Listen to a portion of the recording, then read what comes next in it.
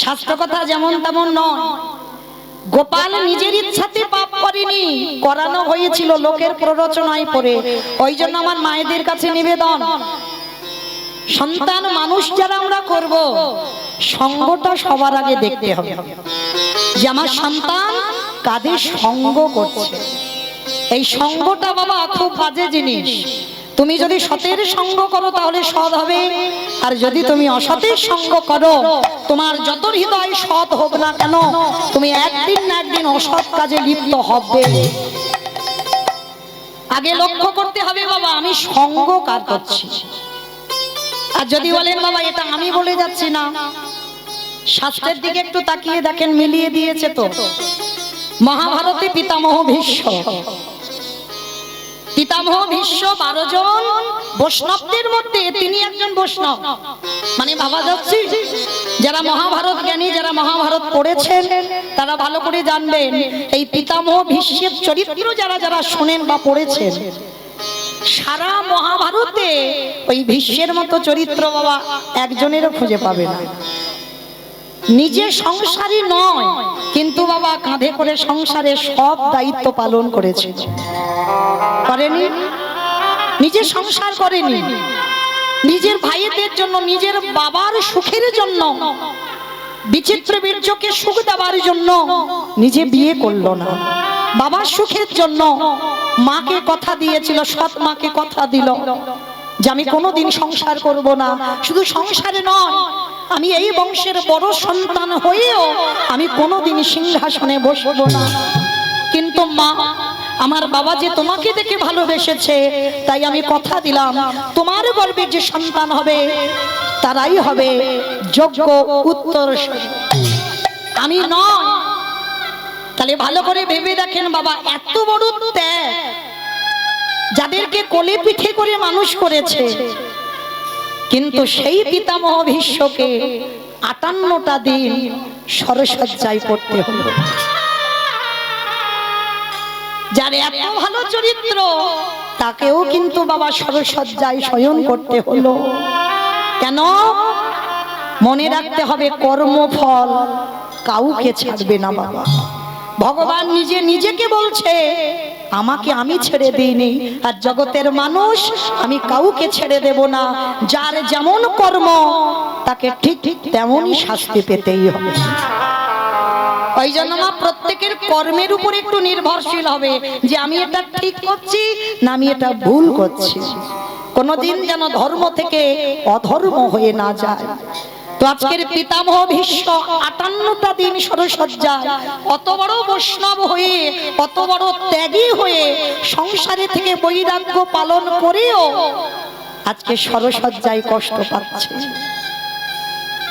এই যখনই সরসজ্জায় কষ্টটা পাচ্ছে না, পঞ্চ পাণ্ডব থাকতে পারছে না।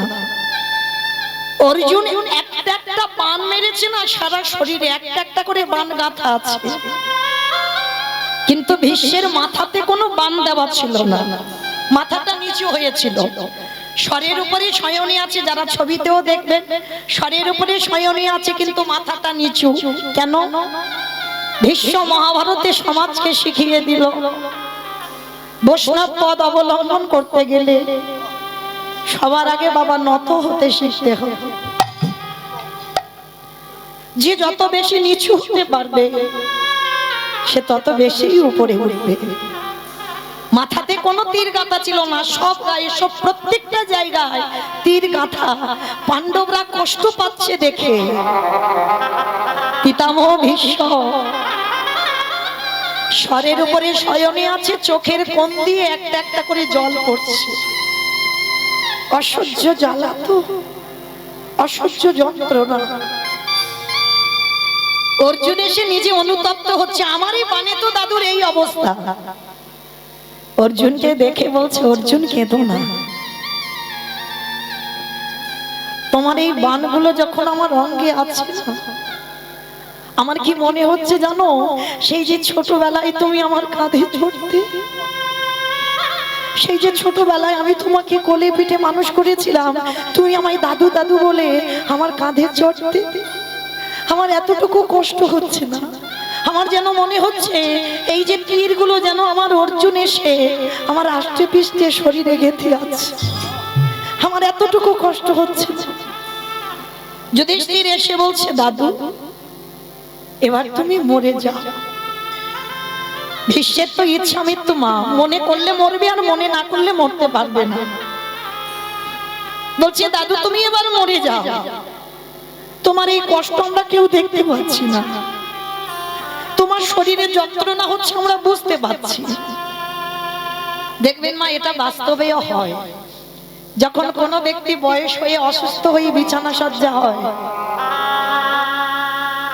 আমরা আত্মীয় পরিজন সবাই ভগবানের কাছে ডাকি, প্রভু ওকে আমাকে এবারে নিয়ে নাও, কারণ এত কষ্ট মানুষের দেখা যায় না। যখন অনেক মানুষ কষ্ট পায় না, আমরা বলি এবার তুলে নাও। তো ভীষ্ম যখন কষ্ট পাচ্ছে, পাণ্ডবরা বলছে দাদু এবার তুমি মরে যাও, তোমার কষ্ট দেখা যাচ্ছে, এবার মরে যাও।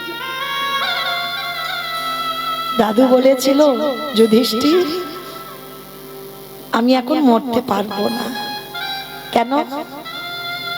তখন তো বাবা দক্ষিণায়ন চলছিল, আর দক্ষিণায়ন চলাকালীন ভীষ্ম প্রাণ ত্যাগ করবে না, কারণ দক্ষিণায়ন চলাকালীন প্রাণ ত্যাগ করলে আবার মনুষ্য জীবনে আসতে হবে, আবার কষ্ট ভোগ করতে হবে।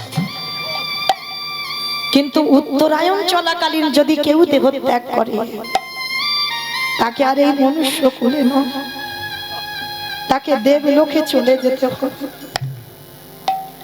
তাই ভীষ্ম বলছে আমি এখন ইচ্ছা করলে আমি মরতে পারবো না, উত্তরায়ণ পড়বে তারপরে তো আমি দেহ রাখবো, আর তাছাড়া আমি যে এখন আমি মরবো, আমি তো মরে শান্তি পাবো না। কেন দাদু তুমি মরে শান্তি পাবে না কেন, কি হয়েছে? কারণ আমি তো একজনের কাছে ঘোর অন্যায় করে রেখেছি। দাদু কার কাছে? বলে আমার তো ভরি ভরি অপরাধ, কিন্তু এখন যে অপরাধের কথা আমার মনে পড়েছে, সেই অপরাধটা তো আমি দ্রৌপদীর কাছে করে রেখেছি। আমি দ্রৌপদীর কাছে ঘোর অন্যায় করে রেখেছি, সে পাপের ক্ষমা হবে না, আর দ্রৌপদী ক্ষমা না করলে আমি কোনোদিন মুক্তিও পাবো না। দাদু তুমি কি এমন পাপ করে রেখেছো? বলে যুধিষ্ঠির অপরাধটা তো আমি সেই পাশা খেলার দিনে করে ফেলেছিলাম। পাণ্ডবরা যেদিন বাবা পাশা খেলায় বসেছিল, এই জায়গাটায় অনেক আমরা ভক্তরা বাবা পাশা খেলার ঘটনা জানি মহাভারতে, কিন্তু এই যে পাশা খেলায় যে পক্ষে কৃষ্ণ রয়, সে পক্ষ কোনোদিন পরাজিত হয়? ভালো করে বুঝতে হবে। তাহলে যাদের পক্ষে আমার স্বয়ং ভগবান বর্তমান ছিল, তারা কেন আজকের পাশা খেলায় হারলো? এমনি এমনি নয়, ভগবান সবকিছু সহ্য করে বাবা, ভক্তের দুটো জিনিস মোটেও সহ্য করে না। এক হলো ভক্তের চোখের জল, আর একটা বস্তু হলো ভক্তের অহংকার। যখন পাশা খেলা হবে, দুর্যোধন আর পাণ্ডবদের মধ্যে কথোপকথন হচ্ছে, দুর্যোধন পাশা খেলায় পারদর্শী নয়, ভালো করে জানে পাণ্ডবরা, আর দুর্যোধনও জানে আমি ভালো পাশা খেলা করতে জানি না। তো যার জন্য দুর্যোধন বলেছিল আমার হয়ে আমার শকুনি মামা খেলবে। এই জায়গায় যুধিষ্ঠির এদের অহংকার হয়ে গেল, দুর্যোধন খেলতে পারে না, তার জন্য মামার সাহায্য নিচ্ছে। কিন্তু আমাদের তো কারো সাহায্যের প্রয়োজন নেই, আমরা পাঁচ ভাই খেলতে পারি। যুধিষ্ঠির বললেন আমি খেলতে পারি, দুর্যোধন খেলতে পারে না। তখন একবারের জন্য যদি আমার যুধিষ্ঠির মহারাজ বলতো দুর্যোধন তোমার হয়ে যখন তোমার শকুনি মামা খেলবে, তাহলে আমার হয়ে আমার কৃষ্ণ দয়াময় খেলবে। একবারও বলেনি, এমনকি বলল যে আমরা পাশা খেলায় থাকবো, আস্তে আমরা পাশা খেলায় বসবো, আমার কৃষ্ণের এখানে থাকার প্রয়োজন নেই। এত বড় অহংকারী কথা। আর যখনই বলল আমার ভগবানের অভিমান হলো, যুধিষ্ঠির ভুলে গেলে, কিছুক্ষণের জন্য অহংকারে তুমি ভুলে গেলে একবার যদি তুমি আমার চরণ শরণাপন্ন হতে, তাহলে আজকে তোমাদের এই দিনটা দেখতে হতো না। অহংকারে যুধিষ্ঠির খেলতে বসলো, একে একে ভাইদের বাজি দিল, একে একে সব বাজি রেখে দিল, নিজেকেও বাজি রেখে দিল। শেষে আর বাজি রাখার মতো কিছু ছিল না, একটাই সম্পদ ছিল, যেটা ছিল দ্রৌপদী। দ্রৌপদী তখনও রজশালায় ছিল, ঘরের মধ্যে বাহির হয়নি। সেই দ্রৌপদী পর্যন্ত পাশাখালায় বাজি রেখে দিল। যুধিষ্ঠির মহারাজ নিষেধ করেছিল চারবার, দাদা তুমি এটা করো না, এটা ঠিক নয়। কিন্তু বাবা পাশাখালায় এমন নেশায় ডুবে গেল, বাজি রেখে দিল ঘরের স্ত্রীকে। আর যখনই বাজি রাখলো হেরে গেল, কারণ ওদের পক্ষে তো আর কৃষ্ণ নেই, কৃষ্ণ বাইরে আছে, কৃষ্ণকে ওখানে রাখা ছিল না। হেরে গেল পাণ্ডবরা। আর দ্রৌপদীকে দুঃশাসন গিয়ে চুলের মুষ্টি ধরে টানতে টানতে আনলো। যখন টানতে টানতে আনছে, ওই পুরুষ সভার মাঝখানে দ্রৌপদীকে দাঁড় করিয়েছে। রথী মহারথীরা সবাই বসে আছে, দ্রোণাচার্য বসে আছে, পিতামহ ভীষ্ম বসে আছে, পঞ্চ পাণ্ডবরা দাঁড়িয়ে আছে। সবার মাঝখানে, কুরু সবার মাঝখানে দ্রৌপদীকে এনে দাঁড় করালো। দুর্যোধন আদেশ দিল, দাও ওই নারীর বক্ষের কাপড়টা টেনে খুলে দাও। করজোড় করে দ্রৌপদী কাঁদছে।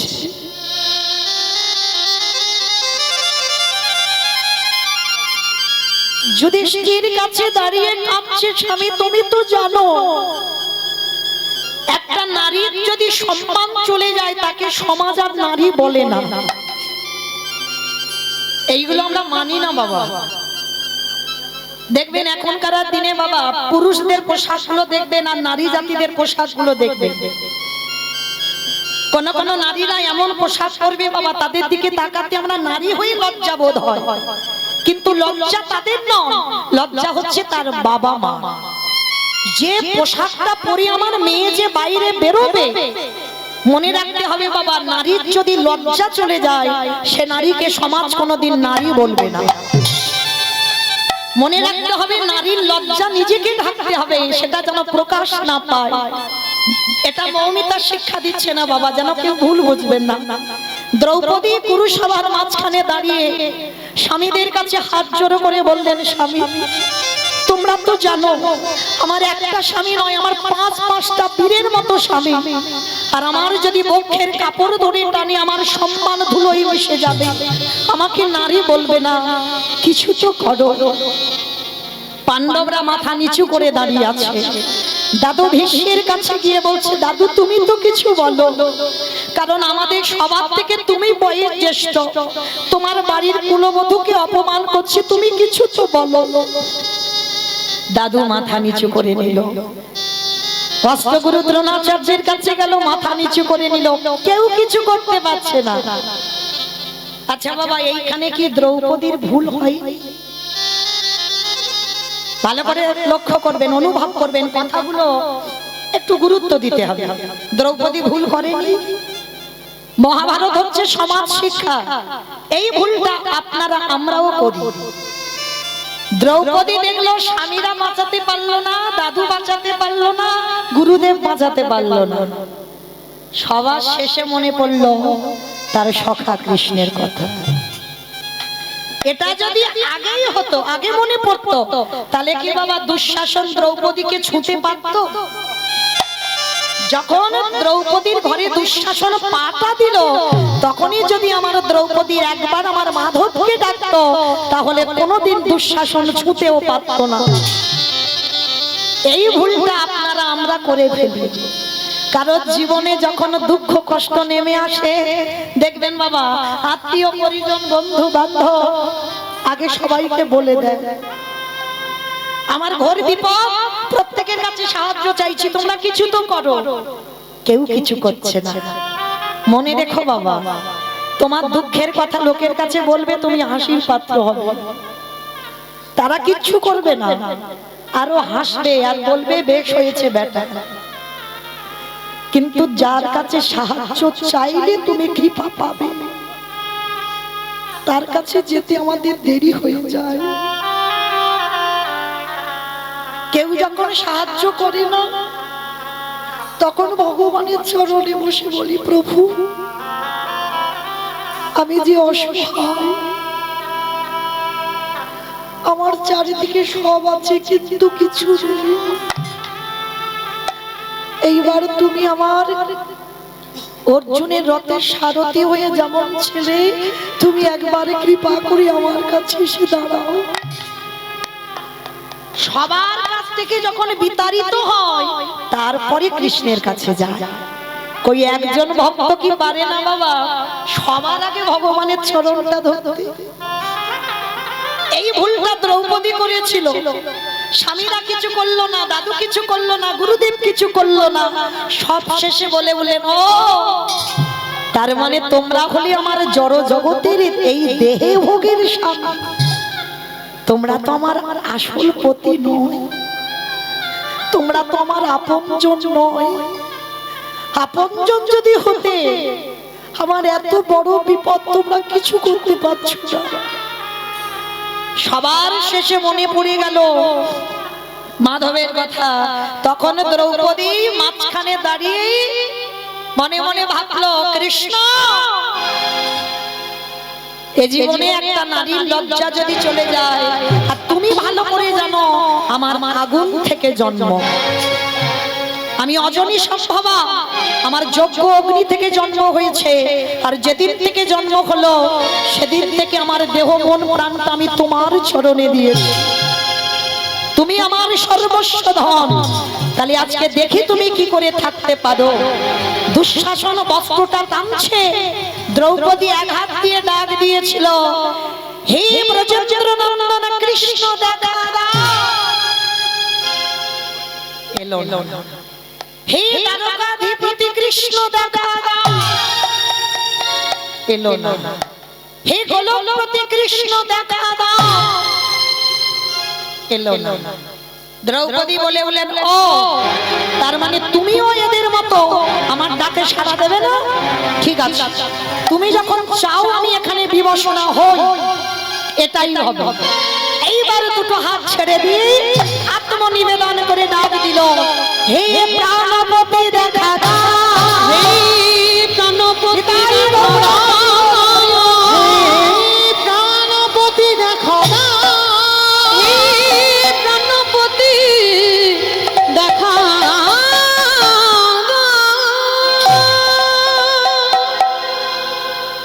ভগবান তো রেডি হয়ে বসে আছে গো, ডাকার অপেক্ষা। সবার দরজায় আমার কৃষ্ণ দাঁড়িয়ে আছে, আমরা ডাকতে পাচ্ছি না, তাই আমাদের ঘরে এসে ঢুকছে না। যেই না দ্রৌপদী একবার বলেছে প্রাণপতি দেখা দাও, সঙ্গে সঙ্গে ভগবান রথের উপরে বসে আঙুল থেকে কাপড়টা খুলছে। এতটুকু তুমি দিয়ে রাখবে তাকে, সে তোমার জন্য বিশাল কিছু করতে রাজি। এতটুকু যদি তুমি দাও, দ্রৌপদী তো দিয়ে রেখেছে বাবা, আজ দেবে না, শুধু আসলে তো ডবল করতেই হবে। সেই যেদিন দ্রৌপদী ওই কাপড়টা দিয়ে রেখেছিল কৃষ্ণের আঙুলে, সেই শিশুপাল যেদিন বধ হয়েছিল, এই শিশুপাল আর কৃষ্ণ এরা মামাতো পিস্ততো ভাই ভাই, এরা ভাই ভাই। কৃষ্ণ বড়, শিশুপাল অনেক ছোট। তা শিশুপাল যেদিন জন্ম নিয়েছিল, শিশুপালের বাবা 4টে হাত হয়েছিল আর 3টে চোখ হয়েছিল। এই যে আমাদের একটা চোখ তো বাবা ঢাকা আছে, ওটা কুলকুণ্ডলী জাগরিত করলে তবে খোলা যায় গুরুচরণ আশ্রয় করে। কিন্তু শিশুপাল যখন জন্মায়, কপালে একটা চোখ দেখা যাচ্ছে আর 4টে হাত হচ্ছে।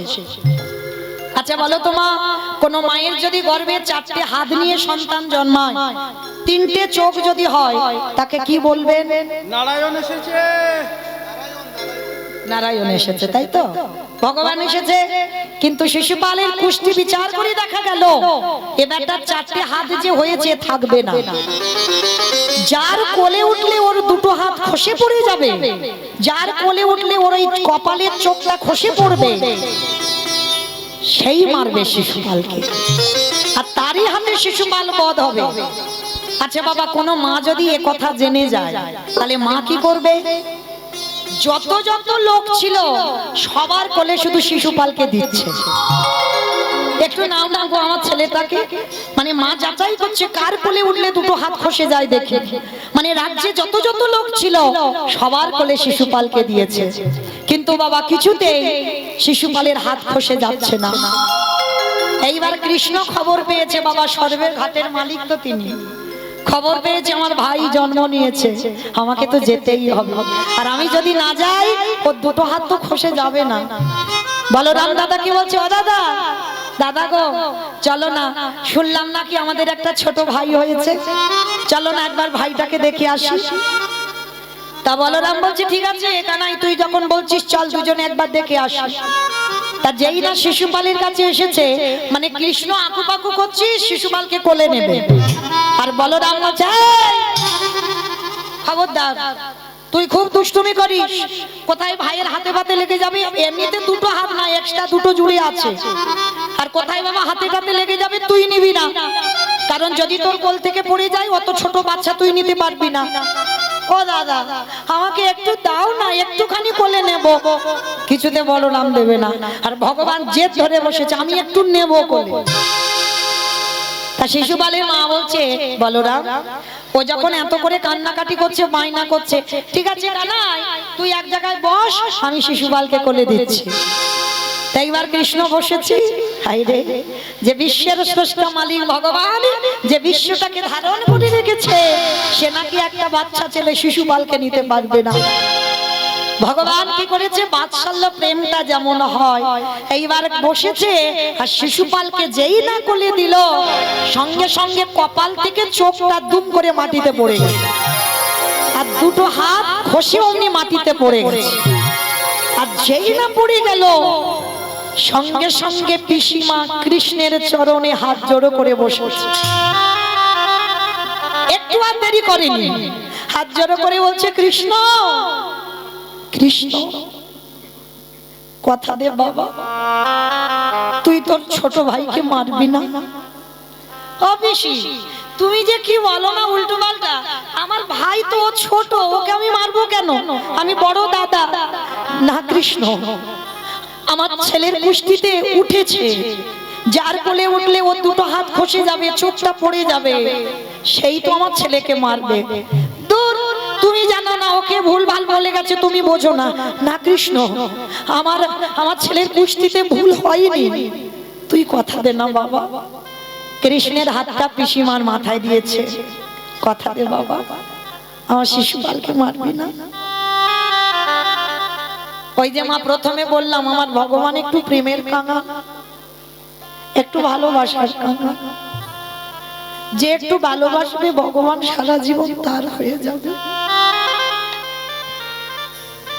হাতটা মাথায় দিয়েছি, ভগবান পিসিমার কান্না দেখে বলল পিসি তুমি কেঁদো না, আমি কথা দিলাম আমি ভাইকে মারবো না, তবে আমার ভাইয়ের 100টা অপরাধ আমি ক্ষমা করে দেব। যেদিন একাধিক হয়ে যাবে সেদিন কিন্তু আমি আর ক্ষমা করব না। সঙ্গে সঙ্গে পিসিমা উঠে পড়ে কোমরে হাত দিয়ে বলছে কৃষ্ণ 100টা অপরাধ করুক তো। চমকে উঠলো ভগবান, পিসিমা তোমার কান্না দেখে আমি বললাম, আর সঙ্গে সঙ্গে তোমার অহংকার এসে গেল মনের মধ্যে যে 100টা অপরাধ করুক তো, কিন্তু তুমি জানো না পিসি, তোমার এই অহংকারের জন্য খুব তাড়াতাড়ি শিশুপাল 100টার বেশি অপরাধ করে ফেলবে। আর যেদিন বাবা সভার মাঝখানে কৃষ্ণকে কটু কথা বলছে, একটা দুটো মেয়েকে বিয়ে করেনি, ছেলের বউ সেই 16,000 মেয়েটাকে একদিনে বিয়ে করেছে কৃষ্ণ। আবার দ্রৌপদীকে, যার 5টা স্বামী আছে, তাকে সখী বলে ডাকছো, মানে কৃষ্ণকে অপমান করতেই আছে শিশুপাল। বারবার ভগবান বলছে, শিশুপাল তুমি মুখে লাগাম দাও, বন্ধ করো, তুমি যেটা জানো না সেটা নিয়ে কথা বলো না। ভগবান কি এমনি এমনি 16,000 বিয়ে করেছিল বাবা? সব কথা দেওয়া ছিল তো, এমনি এমনি নয়। নরকাসুর 16,000 মেয়েকে বন্দী করেছিল ঠিক, কিন্তু ওই 16,000কে ভগবান বিয়ে করবে আগের জন্মে রামচন্দ্রের কথা দেওয়া। ও বললে বাবা সারা রাতে আর ঘুরাবে না, তাহলে আমার আর ঘরে যেতে হবে না, পরে কীর্তন আর হবে না। হরি বল। আবার দেখা হলে বলবো তাই হোক, যাই হোক, এখান থেকে একটু যাই। তাই এইবার যেই না শিশুপাল অপমান করছে যে কৃষ্ণ তুমি 16,000 তোমার ছেলের বউ যাকে বিয়ে করবে বলে বন্দী করেছিল, সেই ছেলের বউকে বিয়ে করেছো, আবার এই দ্রৌপদীকে সখী বলে ডাকছো, যার 5টা স্বামী আছে, সখী বলো কোন সাহসে? আবার নারীদের কাপড়গুলো চুরি করে তুমি গাছের ডালে ঝুলিয়েছো, তুমি কি মনে করেছো তোমার চরিত্র কেউ জানে না? অপমান করেই যাচ্ছে, করেই যাচ্ছে। ভগবান বলছে, শিশুপাল মনে রেখো, এই অপমান করতে করতে তোমার যেন পাপের ভরা পূর্ণ হয়ে না যায়। শিশুপাল বলছে, কৃষ্ণ আমি গুনে গুনে হিসেব করে রেখেছি, এখনো 100টা হয়নি। ভগবান হেসে উঠেছে, শিশুপাল কখন তোমার 100টার বেশি হয়ে যাবে, তুমি গুনতে গুনতে দিক বিদিক শূন্য হয়ে যাবে। আর এই কৃষ্ণকে অপমান করেই যাচ্ছে, করেই যাচ্ছে, করতে করতে বাবা যখনই একাধিক হয়ে গেল, সুদর্শন চক্রকে আহ্বান করে একেবারে শিশুপালের মস্তকটা ছেদ পড়ে গেল, মাথাটা মাটিতে। সবাই তাকিয়ে রইল শিশুপালের মাথার দিকে। শিশুপালের মাথাটা, দেহটা ছটফট ছটফট করছে। সবার লক্ষ্য ছিল শিশুপালের মাথার দিকে, কিন্তু সখী দ্রৌপদীর লক্ষ্য ছিল কৃষ্ণের আঙ্গুলের দিকে। মানে ভগবানের রোষানলে পড়েছিল তো, মানে ক্রোধ হয়েছিল, মানে এতটা ক্রোধে সুদর্শনকে আহ্বান করেছিল, আঙ্গুলটা কেটে গিয়ে রক্ত ঝরে ঝরে পড়ছে। মানে ভগবানের এত ক্রোধ এসেছিল শিশুপালের প্রতি। কেউ দেখতে পাচ্ছে না কৃষ্ণের রক্ত। দ্রৌপদী ওই রক্তটা দেখে থাকতে পারলো না, সবার মাঝখান থেকে ছুটে গিয়ে নিজের কাপড়টা ছিঁড়ে দিয়ে লজ্জা ঘৃণা ভয় সবকিছু ত্যাগ করে একেবারে ওই কাপড়টা নিয়ে কৃষ্ণের আঙুলে বেঁধে দিল। নিতাই গৌর প্রেমা, হরি বল হরি বল। আর যেই না আঙুলে বেঁধে দিল, ভগবান দ্রৌপদীকে হৃদয়ে ধরে বললেন, সখী তুমি আমায় এত ভালোবাসো, আমার আঙুলের একটু রক্ত তুমি দেখতে পারলে না, ছুটে এলে আমার কাছে, তোমার লজ্জা নিবারণ করা বস্ত্র ছিঁড়ে দিলে। কথা দিলাম সখী, যদি কোনোদিন প্রয়োজন পড়ে একবার হা কৃষ্ণ প্রাণ কৃষ্ণ বলে দেখো, পৃথিবীর যেখানে থাকি না কেন আমি তোমার কাছে এসে তোমার এই ঋণ আমি শোধ করে দেব। আজকে দ্রৌপদী যেই বলেছে প্রাণপতি, আর থাকতে পারে কৃষ্ণ আঙুল থেকে কাপড়টা খুলে যেখান থেকে বস্ত্রটা শিশুপাল টেনে শেষ করলো, ওইখানে কাপড়টা জুড়ে দিল। ক্লান্ত হয়ে যাচ্ছে শিশুপাল। হরিবল, যেই না ক্লান্ত হয়ে যাচ্ছে বাবা, সঙ্গে সঙ্গে ওদের মধ্যে একটা ভাই ছিল বিকর্ণ। দুঃশাসন যখনই ক্লান্ত হয়ে গেল, বিকর্ণ বলছে, দাদা এবার ছেড়ে দাও, দ্রৌপদীকে রক্ষা করার মালিক এসে গেছে দাদা, এবার তো ছেড়ে দাও। যখনই ক্লান্ত হয়ে গেল, সবাই একেবারে ঘেমে স্নান হয়ে গেছে, সঙ্গে সঙ্গে দ্রৌপদী দেখছে কৃষ্ণ আড়াল থেকে বস্ত্র দিচ্ছে। দ্রৌপদী প্রশ্ন করেছিল, বাবা কি গো, আমার সম্মান যখন ধুলোয় মিশে যাচ্ছে, আস্তে এত দেরি করলে কেন? ভগবান এসে বলছেন, আমি দেরি করিনি, তুমি দেরি করেছো। আমি দেরি করব কেন? আমি তো সব সময় রেডি হয়ে আছি। ডাকতে পারোনি তাই আমি আসিনি। সখা আমি তিনবার ডাকলাম, তুমি তো এলে না। বলে সখী তিনবার ডেকেছো বটে, কিন্তু কি বলে ডেকেছো বলো তো? বলে কেন? প্রথমে আমি বললাম ব্রজেন্দ্র নন্দন কৃষ্ণ দেখা দাও। হস্তিনাপুর কোথায় আর বৃন্দাবন কোথায়? টাইম লাগবে না আসতে? তারপরে কি বলেছো? হে দ্বারকাধিপতি কৃষ্ণ দেখা দাও। হস্তিনাপুর থেকে দ্বারকা 3 দিনের পথ, আসতে টাইম লাগবে না? তারপরে কি বলেছো? হে গোলকপতি কৃষ্ণ দেখা দাও। কোথায় হস্তিনাপুর আর কোথায় গোলক? টাইম লাগবে না? ওই জন্য তো দেরি হলো। আচ্ছা তাহলে 3 বারের ডাকে এলে না, 4 বারের ডাকে এলে কেন? সখী তুমি 4 বারে কি বলেছো বলো তো? বলে কেন? আমি বললাম প্রাণপতি দেখা দাও। সখী কথাটা বলছো তো সোজা করে, কিন্তু একবার ভেদ করেছো কথাটা। তোমার হস্তিনাপুর কোথায়? আরে তোমার প্রাণটা কোথায়? আরে এই জগতে তুমি যখন বললে প্রাণপতি দেখা দাও, তখনই আমি তোমার সামনে এসে হাজির হয়ে গেছি। সখা তাহলে তুমি এত দেরি করে এলে কেন? একটু আগে আসতে পারলে না? বলে সখী যখন দুঃশাসন তোমার ঘরে ঢুকলো, কেন ভুলে গেলে আমার কথা? তোমায় বলে রাখলাম দ্রৌপদী, এই জগৎ সংসার মাঝে যে জন বিষয়ে বৈভবে ডুবে, যারা কৃষ্ণ চরণ ভুলে যায়, এই জগতে তাদের দশা তোমার মতো কৃষ্ণ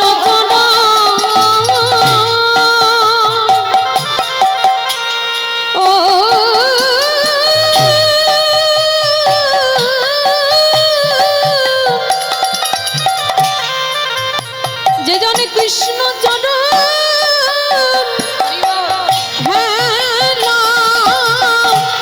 করে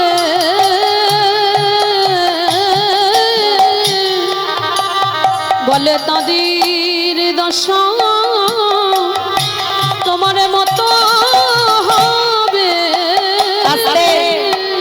তাহলে এই জগতের সংসারী বাবা ভগবান মহাভারতে শিক্ষা দিয়ে গেল, কৃষ্ণ ভুলে সবাই বিষয়ে ডুবে যেও না, আর যারা ডুবে যাবে তাদের গতি দ্রৌপদীরই মতো হবে। হরি বল। তাহলে বাবা আজকের পিতামহ ভীষ্মের কি দুর্দশা! এই ভীষ্মে অপরাধ করেছিল দ্রৌপদীর কাছে, আর সেই দ্রৌপদী যখনই ক্ষমা করে দিল, আজকে পিতামহ ভীষ্ম প্রাণ ত্যাগ করবে।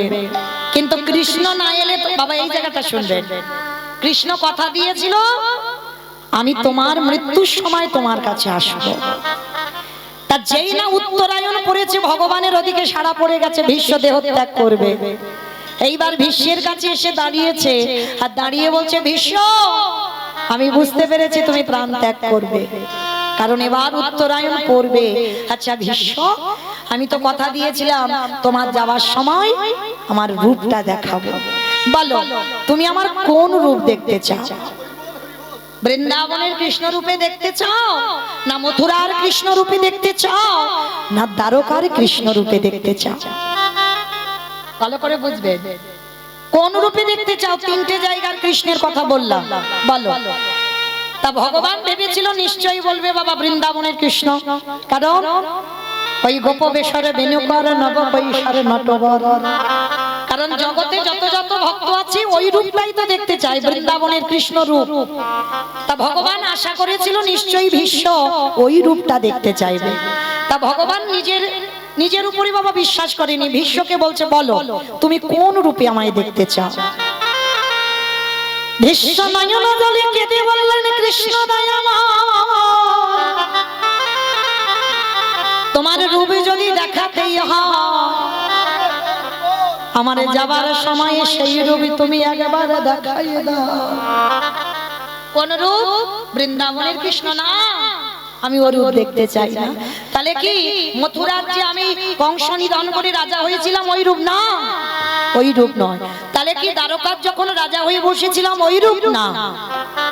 ওমা, তাহলে আবার আমার কোন রূপে তুমি দেখবে? ও হে কৃষ্ণ দয়ামা, যদি একান্ত তুমি আমার রূপ দেখাতে চাও, ওই কুরুক্ষেত্রের রণাঙ্গনে ওই অর্জুনের সারথি হয়ে যেমন তুমি দাঁড়াইছিলে, ওই রূপে তুমি একেবারে আমার সামনে দাঁড়াও। ভগবান বলছে, হাই ভগবান, ওই রণাঙ্গনে ওই যুদ্ধক্ষেত্রে ওই রূপ কেন দেখতে চাচ্ছ ভীষ্ম? কৃষ্ণ, তুমি বুঝবে না ওই রূপের কি মাহাত্ম্য, কিন্তু আমি জানি ওই রূপটা কেন যাবার সময় দেখতে চাইছি জানো? ও হে কৃষ্ণ দয়াময়, সত্য যুগে দেখেছিলাম ভক্ত ভগবানের চরণ তলে বসে আছে, ত্রেতা যুগে দেখেছিলাম ভক্ত ভগবানের চরণ তলে বসে আছে, ওই বৃন্দাবনে যত যত ভক্ত দেখলাম সবাই ভগবানের চরণ তলে বসে আছে, কিন্তু কুরুক্ষেত্রের রণাঙ্গনে তোমাকে দেখে কি মনে হলো জানো? ওই আমার অর্জুন দাঁড়িয়ে আছে উপরে, তুমি তার নিচেতে ঘোড়ার লাগামে ধরে আছো, দেখে আমার কি মনে হলো জানো?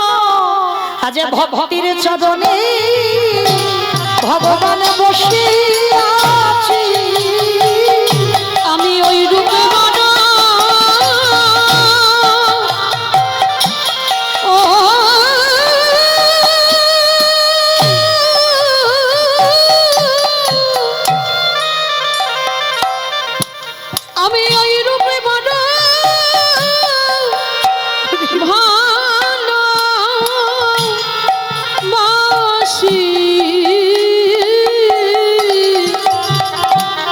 যে রূপে ভগবান ধরে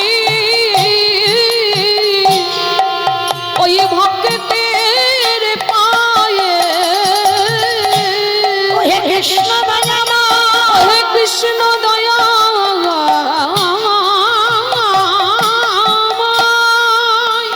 আমার এই জন্মে কৃষ্ণ ভজন হলো না, আবার যদি আমার কোনোদিনে জন্ম হয় আমি যেন অর্জুনের মতো দাঁড়াতে পারি, তুমি যেন এই জগতের সংসারের মাটিতে এমনি করে ভক্তকে সারা জীবন রক্ষা করো। বলে শুনো শুনো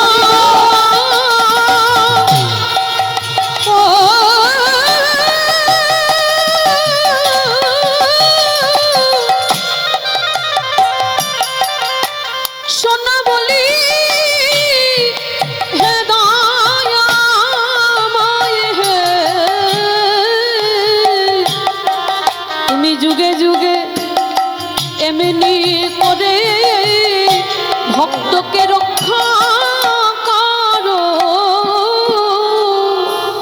ভীষ্মকে হৃদয়ে ধরে বললেন, ভীষ্মদেব,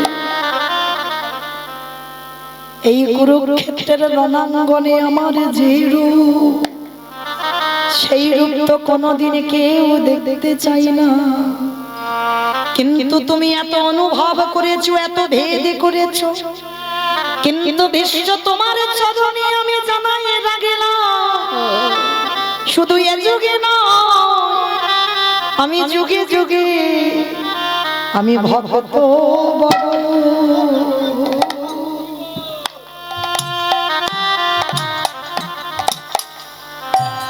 ভক্ত বড় ভালো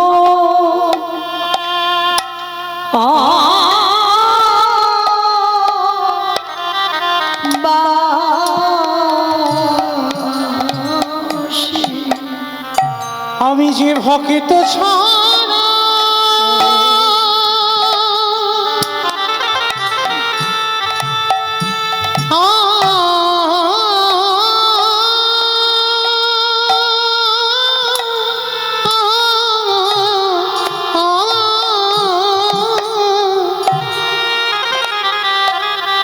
আমি যে ভক্ত ছাড়া রহিতে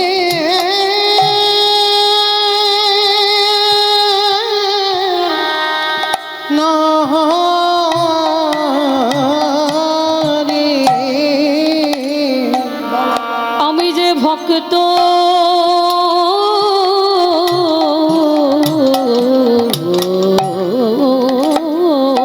বড়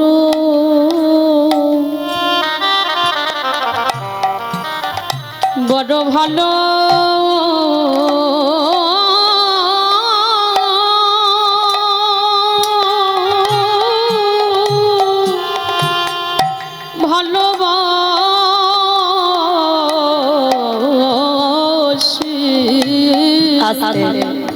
তাহলে সেই পিতামহ ভীষ্মের আজকে অন্তিম দুর্দশাটা এমনই হয়েছিল, আমাদেরও হবে মা, যদি ডাকার মতো ডাকা যায়, ভালোবাসার মতো বাসা যায়, যদি একবার কৃষ্ণ নামে কাঁদিতে পারো, আমাদেরও দর্শন হবে। ভগবানের কাছে একটা কথা জানিও মা, যদি এই দেহে প্রাণ থাকতে যদি দেখা না দাও, কিন্তু যেদিন আমার নিদানের সময় হবে, যেদিন আমার যাবার বাঁশি বেজে যাবে, সেটাই আমার এই পাপী তোমার দরজায় দাঁড়িয়ে থাকবে, তুমি আমার হাতে ধরে ভব নদী পারে করিও, তুমি পারের কাঁদিতা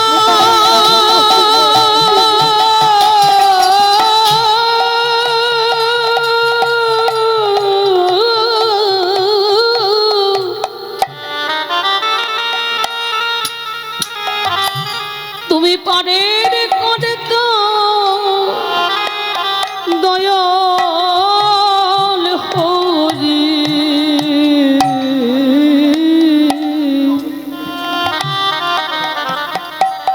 সেদিন হাতে ধরে পার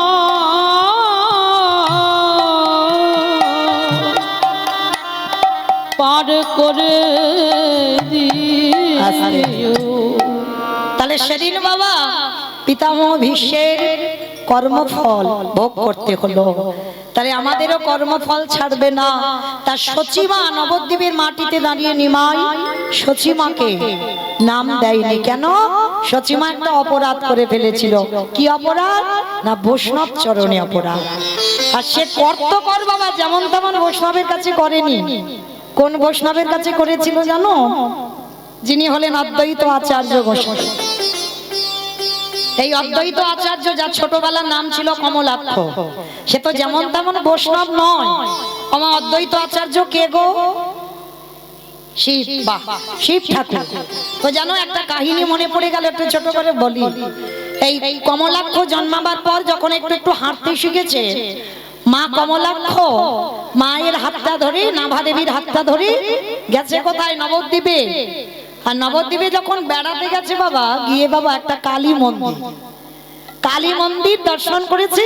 আর কালী মন্দিরটা দর্শন করে মা সচিমা প্রণাম করেছে। আর কমলাক্ষকে বলছে, কমলাক্ষ বাবা মায়ের মন্দির একবার প্রণাম কর, সাষ্টাঙ্গে একবার প্রণাম কর। কমলাক্ষ বলছে, ও মামা আমি প্রণাম করব না, কারণ আমি যদি প্রণাম করি এক্ষুনি মূর্তিটা মাঝখান থেকে দ্বিখণ্ডিত হয়ে যাবে। তাই এইটুকু দুধের ছেলে, ও নাকি প্রণাম করলে মূর্তি নাকি ভেঙে যাবে, তাই প্রণাম কর। ও মা, আমার কথা বিশ্বাস করছো না? আমি কিন্তু সত্যি বলছি, আমি প্রণাম করলে মূর্তিটা কিন্তু ভেঙে যাবে। তা যার মন্দির সে এসে বলছে, কমলাক্ষ তুই কি নিজেকে বড় পণ্ডিত মনে করিস নাকি? হ্যাঁ, তুই প্রণাম করলে আমার মার এই যে পাথরের মূর্তি, এই মূর্তি ভেঙে যায় কোনোদিন? ওই প্রণাম কর। কমলাক্ষ বলছে, ঠিক আছে আমি প্রণাম করতে বলছো করব, কিন্তু ভেঙে গেলে যেন আমায় মারধর করো না, আমায় বকবে না। কই প্রণাম করে দেখা। তা যেই না বাবা সবে কমলাক্ষ মাথাটা নিয়ে মায়ের চরণে এখন দেয়নি, সবে ঠেকাতে যাবে, মূর্তিটা মাঝখান থেকে একেবারে দ্বিখণ্ডিত হয়ে। কে গো মা প্রণাম নিতে পারে কোনোদিন? কারণ এটা কে আর ওটা কে? হ্যাঁ, এরা বুঝতে পারছেনি, নাভাদেবী বুঝতে পারছে না তার গর্ভে কে এসেছে। কিন্তু ওটাই তো পরম বৈষ্ণব বাবা ভোলানাথ। আর ভোলানাথ আমার জগৎ জননী মাকে যদি প্রণাম করে, সেই প্রণাম নিতে পারে? হ্যাঁ, তা যেই না প্রণাম করতে গেছে এখন মাথাটা ঠেকেনি, দৈব বাণী করলো, কমলাক্ষ কারণ এরা কেউ বুঝতে পারেনি, এরা জানতে পারেনি, কিন্তু আমি জানি। জগৎ জননী মা করজোর করে বলছে, প্রাণনাথ তুমি ভাবলে কি করে আমি তোমার প্রণাম গ্রহণ করব? তাহলে দেখো গিন্নি, আমার দোষ নয়, এদের কি করে বোঝাবো বলো? এরা তো বুঝতেই চাইলো না। আমি বললাম আমি প্রণাম করব না, কিন্তু এরা বুঝছে না। আমি বাধ্য হয়ে তোমার পায়ে মাথাটা ঠেকাতে গেলাম। তো আমি তো জানি তুমি নিতে পারবে না। তো সেই অদ্বৈত আচার্যদার এতটা পাওয়ার, মানে এতটা ক্ষমতা, সেই অদ্বৈত আচার্যের কাছে সচিমা অপরাধ করেছিল। কি অপরাধ? সচিমার প্রথম তো 8টা মেয়ে হয়েছিল। নিমাই প্রথম গর্ভের ছেলে নয়, প্রথম 8টা মেয়ে হয়েছিল। তা যখনই 8টা মেয়ে হলো, অদ্বৈত আচার্য বুঝতে পারছে না কে ভগবান। মনে মনে সিদ্ধান্ত নিল আমি প্রণাম করব, আর আমার প্রণাম যদি এ গ্রহণ করতে পারে তাহলে আমার ভগবান। তা যেই না 8টা মেয়েকে প্রণাম করলো, একটা একটা মেয়ে সচিমার কোলে বসে চলে গেল। বড় ছেলে এলো, তাকে প্রণাম করলো। 16 বছর বয়স পর্যন্ত ছিল। 16 বছর বয়সে সন্ন্যাসী হয়ে চলে গেল বিশ্বরূপ। হরি বল। তারপরে দশম গর্ভে নিমাই। আর নিমাই যেই না জন্মালো, প্রণাম আর করতে দেবে না সচিমা, ভয়। কারণ ওই অদ্বৈত প্রণাম করেছে বলে 8টা মেয়ে মরেছে, বড় ছেলে চলে গেছে, আর আমি তো একে প্রণাম করতে দেব না। কিন্তু অদ্বৈত আচার্য শুধু মনে মনে ভাবছে কবে নিমাইকে প্রণাম করব। একটা কথা মনে রাখবে বাবা, কথায় বলছে জন জামাই ভাগনা 3 নয় আপনার, তাই তো? মেয়েদের বিয়ের পরে বৃদ্ধাশ্রম ভালো, রাস্তায় বাটি নিয়ে ভিক্ষে করবে ভালো, কিন্তু বাপের বাড়ি ভালো না। কারণ ওই ভাই ভাজেদের জ্বালা একদিন সহ্য হবে, 2 দিন হবে, 3 দিনের আর হবে না। তার থেকে ভিক্ষা করে খাওয়া ভালো, কিন্তু মেয়েদের বিয়ের পরে বাপের বাড়িটা আর নয়। ও যে যতই বলুক না কেন, 1 দিন 2 দিন থাকার মতো পারে, বাবা তোমার লাঠি জামটা খেতেই হবে, তার থেকে দরকার নেই, রাস্তায় যাবো ভালো। তো আজকে লক্ষ্য করেন, শূর্পণখা বিয়ের পর বাসর ঘরে খিদে পেয়েছে, স্বামীকে গিলে খেয়ে ফেলেছে। রাক্ষসী তো কি করবে, বউ ভাতের দিন খিদে পেয়েছে, কিছু খাবার পাইনি, স্বামীকে গিলে খেয়ে ফেলেছে। তো স্বামীকে খেয়ে নিয়ে বাপের বাড়ি ফিরে এসেছে। তা রাবণ রাজা কোনদিন কিছু বলেনি, কিন্তু ওই যে বাবা হাড়ি কলসি থাকলে তো ঠোকাঠুকি হবে। সর্বক্ষণ মন্দোদরী। রাবণ রাজার তো 1টা 2টো বউ নয়, কটা বউ? 10,000। রাবণের 10,000 বউ, আর দশরথের ছিল 750। আর ভগবানের তো জানো 16,108 জন। আর কলি ছেলেরা বলে আমরা 1টা থেকে 2টো করলে দোষ কেন অত? বাবা এদের পাওয়ার ছিল, ক্ষমতা ছিল, এদের নাই। ভগবান একটা কথা বলেছে, আমি যেটা করছি তোমরা করো না, খবরদার, তোমাদের সেই সামর্থ্য নেই। কারণ আমি যেটা করছি করো না, আমি যেটা বলছি সেটা শোনো।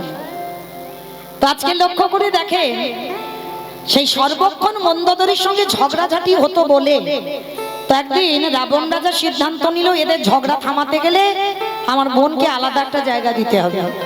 শোন বোন, আজকে থেকে তুই আমার বাড়িতে খাওয়া দাওয়া করিস না, তোর আমি কিছু সম্পত্তি লিখে দিচ্ছি, সেখানে যারা যারা আসবে তুই ধরে ধরে খাবি।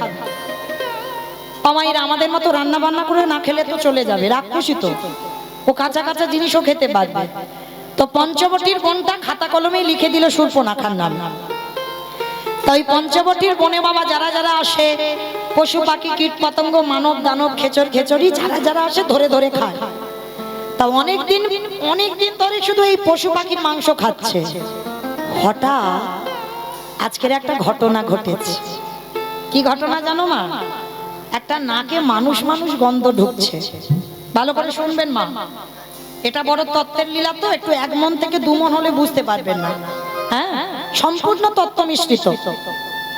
তাইবার নাকে যেই না মানুষ মানুষ গন্ধ ঢুকছে, আর সেই ছোটবেলায় গল্প শুনেছিলাম না ঠাকুমাদের কাছে, বলে হাউ মাউ কাউ মানুষের গন্ধ পাও, মানে রাক্ষসীদের নাকে নাকি মানুষ এলে গন্ধ পায়।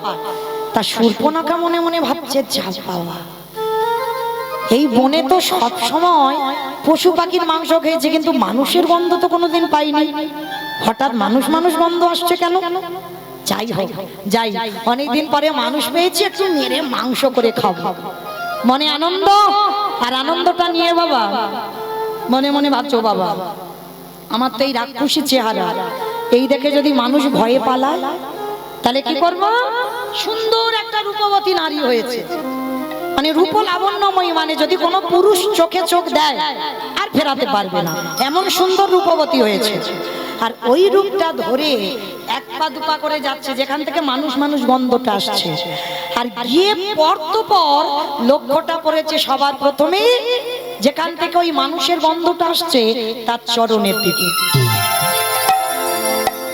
আমার সে চরণটা দেখে সে খাওয়ার কথা ভুলে গেছে, চরণটা দেখে বলছে ওরে বাবা, যদি একটা দিন ওই মানুষকে আমি আমার করে পেতাম তাহলে বোধহয় আমার নারী জনম ধন্য হতো। এই জায়গাটা মনে রাখবেন বাবা, নারী কিন্তু ভোগের নয়, নারী সাধনা, নারী আরাধনা, নারী ভজনে। যে যেমন ভাবে নেবে তার কাছে তেমন। কেউ যদি মনে করে নারী শুধু ভোগ করবো ভোগের জন্য, তার কাছে নারী সারা জীবন ভোগে। আর কেউ যদি মনে করে নারী সাধনা, তাদের সাধনার জায়গা রেখে নারী চারণ সাধনা করে ভগবানের পাওয়া যায়। পেয়েছিল চণ্ডী ঠাকুর রামের চরণ ভজন করে, পেয়েছিল বিল্লমঙ্গল পতিতা চিন্তামণির চরণ সেবা করি, পেয়েছিল জয়দেব গোস্বামী মা পদ্মাবতীর চরণ সেবা করি। মনে রেখো নারী সাধনা, নারী আরাধনা। অসুরীদের অত্যাচারে দেবতারা স্বর্গ ছাড়ে, দশভুজা দুর্গা যদি দশাতে না সামলাতো তাহলে বাবা দেবতাদের দেবত্ব যেত কোথায়? ভালো করে ভাবেন, দেবতাদের তেজ দিয়ে নারী সৃষ্টি করেছিল, পুরুষ নয়। আর অসুর নিধন নারী করেছিল। নারী দুর্বল নয়। কেউ যদি মনে করে নারী দুর্বল, তার কাছে দুর্বল। নারী যদি ঠিক ঠিক দাঁড়ায় সেও দশভুজা হয়ে শক্তি হয়ে দাঁড়াতে পারে। তো আজকে শূর্পণখা মনে মনে ভাবলো ওই পুরুষটাকে যদি একটা রাত আমি আমার করে পাই, ভোগ করার জন্য নয়, ওই চরণ দুটো আমি একটা রাত সেবা করতে চাই। আর আমার ভগবান তো একটু ভালোবাসার কাঙ্গাল, যে চাই তারে চাই, যে না চাই না চাই। বলে তুমি যখন চেয়েছো রাক্ষসী, আমি তো তোমায় চাইবো। এইবার প্রথম লক্ষ্যটা চরণে পড়েছে, চরণ থেকে ধীরে ধীরে বাবা কোটি দেশ, এটাই শিক্ষা। প্রথমে বলেছি বাবা সম্পূর্ণ তত্ত্ব মিশ্রিত। এই যে আপনারা যখন মন্দিরে ভগবানকে দর্শন করেন, ভগবানকে দর্শন করার সময় বলেন তো ভগবানের কোন জায়গাটা আগে দেখেন? ভাই দেখো, বলে প্রসাদের থালাটা আগে দেখেন। বলে সন্দেশগুলো দিলাম ঠিক ঠিক আছে তো? কারণ ভগবান জীবনের ডালার দিকে দেখে না। কারণ অনেক অনেক ভক্তরা আছে বাবা গুনে গুনে সন্দেশ দেয়, এইটা আমার জন্য, এটা আমার স্বামীর জন্য, এটা আমার ছেলের, এটা মেয়ের, এটা শ্বশুর, এটা শাশুড়ি। ভগবান দেখে না ও বাবা, ওদের তো হিসেবের জিনিস, এতে তো আমি নেই, তাহলে আমি খাবো কেন? ভগবান জীবনে ডালা দেখে না। ভক্ত যারা দেবেন, ভক্ত যারা যাবেন ভগবানকে দর্শন করতে, মনে রাখবেন দেখলে হবে না, সবার প্রথমে ভগবানের চরণ আগে দর্শন করতে হবে। চরণ দেখবার পর কোটি দেশ দর্শন করতে হবে, কোমর, তারপরে তুমি ভগবানের বদন দর্শন করতে পারবে। যেটা শূর্পণখা আজকে শিক্ষা দিয়েছে, দেখে চরণ, কোটি দেশ, এইবার বদন। আর বদনের দিকে তাকিয়ে আর কিচ্ছু মনে নেই, সব শূন্য হয়ে গেছে। সে যে খাবে সে ভুলে গেছে। ভগবান গিয়ে চোখের কাছে দাঁড়িয়ে বলছে, এই যে যেই না ডেকেছে স্পর্শ করেছে ছুঁচে, এই যে কি দেখছ মন করে? সরাসরি ভালোবাসার কথা, কোনো মোবাইল নয়, কোনো ফেসবুক নয়, কোনো হোয়াটসঅ্যাপ নয়, কোনো চিঠিও নয়, একেবারে সরাসরি রামচন্দ্রকে বলছে, এই যে আমি তোমায় ভালোবাসি, তোমায় বিয়ে করব, করবে বিয়ে? রামচন্দ্র মনে মনে ভাবছে মেয়ের সাহস দেখেছো, মানে কোনো সখী টকির দ্বারা খবর নয়, সরাসরি নিজে বিয়ে করবে, নিজে বলছে। তা ভগবানও তো চালাক কম নয়। ভগবান বলছে, হায় হায় হায় হায়, আমার কি দুর্ভাগ্য গো। বলে কেন, তোমার আবার কি হয়েছে? বলে কি করবো বলো, যদি তোমার সঙ্গে দুদিন আগে আমার দেখা হতো তাহলে কি আমি জনক রাজার মেয়ে জানকীকে বিয়ে করতাম? সে কি তোমার বিয়ে হয়ে গেছে?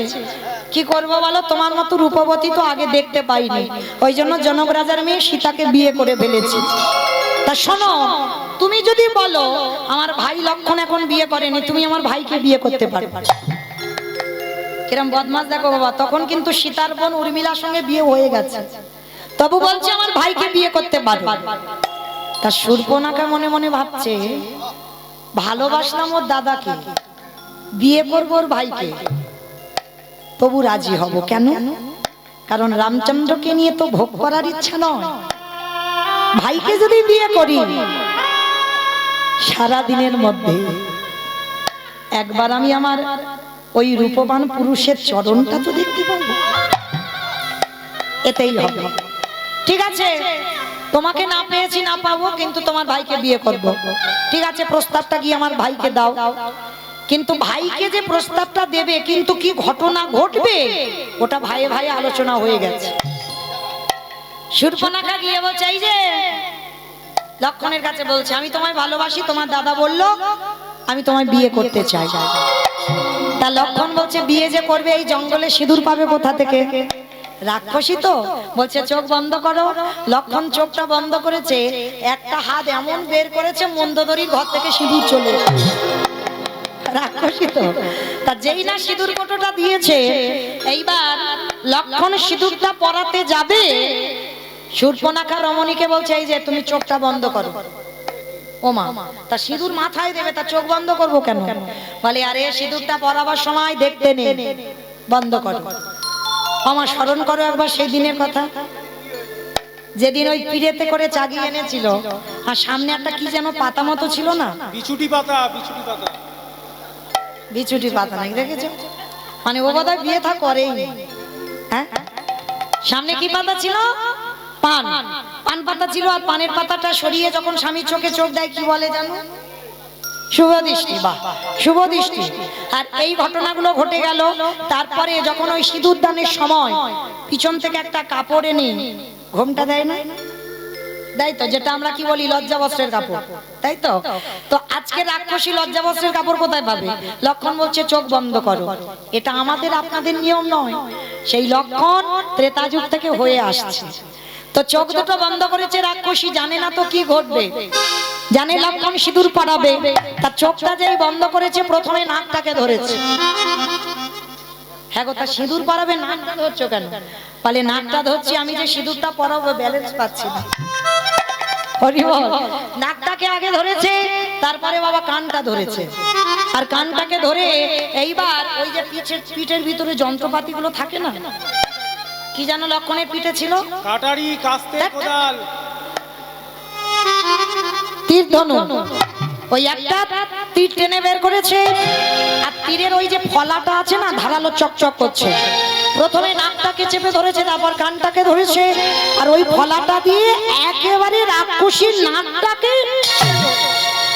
আর যেই না নাক আর কানটা কেটে দিয়েছে, রাক্ষসী চিৎকার করে বলল দাদা। সঙ্গে সঙ্গে রাক্ষসী নিজ রূপে ফিরে এসেছে, আর যেই না নিজ রূপে ফিরে এসেছে, লক্ষণের দিকে তাকিয়ে বলে অপদার্থ, তোর এত বড় স্পর্ধা!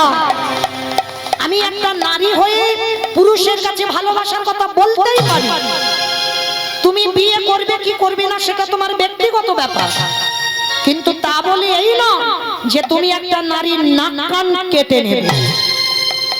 তবে এমন করলে যখন তুমি আমার সঙ্গে, শোনো, আমি তোমাকে ভালোবাসিনি, বেসেছিলাম তোমার দাদাকে, কিন্তু তোমার দাদার চরণ দর্শনের জন্য তোমাকে বিয়ে করতে রাজি হয়েছিলাম। তবে আজ যখন তুমি আমার নাক কানটা কেটে রক্ত ঝরালে, শোনো লক্ষণ, আমি রাক্ষসী হতে পারি, আমি তোমাকে ছেড়ে দেব না। এইভাবে আমার মতো তোমারও একদিন রক্ত ঝরবে, ঝরবে, ঝরবে। ভগবানের ভাইয়ের অভিশাপও লাগে, রাক্ষসী অভিশাপ দিল লক্ষণকে। সেই নাক কানটা কেটে মাটিতে পড়লো, লাফাচ্ছে মাটিতে, সেটা লীন হলো না, তার থেকে সৃষ্টি হলো ভাঁড়ের জন্ম। ওই যে খেজুর গাছে বাঁধা হয় ভাঁড়, জন্ম হলো নাক কান দিয়ে রাক্ষসী। আর অভিশাপ দিয়েছিল এই ভাঁড়ে করে আমার দাদা 24 ঘন্টায় 80 ভাঁড় করে মদ খাবে, আর সেদিনে তোর মাথা ফাটাবে, মনে রাখিস। মনে করো মা, সেই রাবণ কুম্ভকর্ণ কলিযুগে হলো জগাই মাথায়। 80 ভাঁড় করে ওই ভাঁড়েতে করে খাচ্ছে, 80 ভাঁড় 24 ঘন্টায়। আর 80 ভাঁড় করে মদ খেতে খেতে যখন একেবারে নেশায় মগ্ন, আর মহাপ্রভু নিতাই চাঁদকে হরিনাম করতে পাঠিয়েছিল, আর লক্ষণ কলিতে নিতাই চাঁদ, আর যখন নিতাই চাঁদ হরিনাম করছে তখন বাবা ওই নেশাগ্রস্ত মাতা, হে বাবা, কে বলতো কানের কাছে হরি হরি, মানে আর কথা বলতে পারছে না, কথা জড়িয়ে যাচ্ছে, দেখো কে হরি হরি হরি। তাহলে বাবাজি নেশাটা ছটিয়ে দিল। এইবার নিতাই চাঁদ তবু এসে বলছে, ভাই নেশা করো যাই করো, একবার কৃষ্ণ বলো, একবার হরি বলো। এই বাবাজি নেশাটা ছটিয়ে দিল, হরি বলতে বলছে, কৃষ্ণ বলতে বলছে। এই ভাতটা দে তো একবার দেখি। ওই ভাঁড়ে করে মদ খেতে খেতে ওই ভাতটা নিয়ে একেবারে নিতাই চাঁদের মাথাটা রক্ত ঝরে ঝরে পড়ছে। হরি বল। তাহলে এটা শূর্পণখার অভিশাপ। কিন্তু এইখানে আমাদের একটা প্রশ্ন রয়ে যায়, একটা নারী পুরুষকে ভালোবাসার কথা বলতেই পারে মা, এতে কোনো অসুবিধা নাই, পাবো নাই, তুমি বিয়ে করবে না করবে সেটা তুমি বলতে পারতে, কিন্তু একটা নারীর নাক কানটা কেটে নেওয়ার স্পর্ধা তোমার দিল কে? এটা অপরাধ হয়নি কি ভগবান? নিশ্চয়ই হয়েছে। আপনারা আমরা বলবো নিশ্চয়ই তো হয়েছে, কিন্তু বলছে হয়নি কেন? প্রথমেই বলেছি বাবা লীলাতে এসেই, কর্মফল কাউরে ছাড়ি না। এমনি এমনি কি নাক কানটা কাটলো? অনেক কারণ আছে। যেমন গান্ধারীর 100 ছেলে মরেছিল অনেক কারণের জন্য, তবে মরেছে। আজকে শূর্পণখার নাকটা কাটলো অনেক কারণের জন্য, তবে কেটেছে। তাহলে একটা কারণ বলি, যেটা ভালো কারণ আগে বলি, তারপর খারাপটা বলবো। ভালোটা আগে বলে নি। ভগবান বলছে, যে আমারে চাই তারই আমি চাই, যে আমারে না চাই তারই আমি না চাই। তার রাক্ষসী হলেও ও তো আমার চরণ দুটো দেখে আমার চেয়েছে। কিন্তু রামচন্দ্র হচ্ছে মর্যাদা পুরুষোত্তম, মর্যাদা পুরুষোত্তম। তার মানে সীতা যখন ছিল না, রামচন্দ্র যদি মনে করত যে যার বাবা 750 বিয়ে করেছে, তাহলে রামচন্দ্র মনে করলে পারত না বাবা সীতা হারিয়ে আর একটা বিয়ে করে যজ্ঞ করতে? নিশ্চয় পারত, কিন্তু করল না। কেন? তিনি মর্যাদা পুরুষোত্তম ভগবান, কথার খিলাফ হবে না।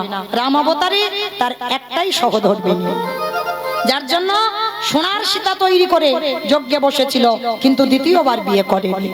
তার মর্যাদাটা ছিল এমনই। তো সেই রঘুপতি রামচন্দ্র তো আজকে শূর্পণখা রাক্ষসী হলেও চরণটা দেখে তো বলেছিল, ওই পুরুষটাকে যদি একটা রাত আমি আমার করে পেতাম। অন্তর দিয়ে বলেছিল বাবা, কোনো ছেলে খেলা নয়, অন্তর দিয়ে হৃদয় দিয়ে বলেছিল, একটা রাত যেন ওই পুরুষটাকে আমি পাই। ভগবান বলেছিল, তথাস্তু। আমি রাম এ যুগে পারবো না, এ দেহে পারবো না, এর পরের জন্মে আমি তোমাকে আমার করে নেব। তবে একটা দিন নয়, একটা রাত নয়, আমি 12 বছর তোমার কাছে বন্দী থাকবো। মানে এক যুগ, ভাবতে পারছো? একটা রাতের জন্য ভক্ত চাইলো, ভগবান 12 বছর, এক যুগ হয়ে গেল ভক্তের। সেই শূর্পণখা পরের জন্মে হয়েছিল কুব্জা। কুব্জা যারা গ্রন্থ পড়বেন দেখবেন, পরের জন্মে কুব্জা হয়েছে। কিন্তু নাক কানটা কাটলো কেন? তার একটাই কারণ। এখানে বাবা আমরা এই ডায়মন্ড হারবার এলাকার মানুষ আমরা জানি, গ্রহণ যখন লাগে, সূর্যগ্রহণ বলো চন্দ্রগ্রহণ, আমরা যখন জানতে পারি, তখন হাঁড়িতে যদি অন্ন থাকে, অন্ন সেবা করি, ফেলে দেয়। জলের কলসিতে যদি জল থাকে, ফেলে দেয়। আলমারিতে যদি টাকা থাকে, ওটাও ফেলে দেয়।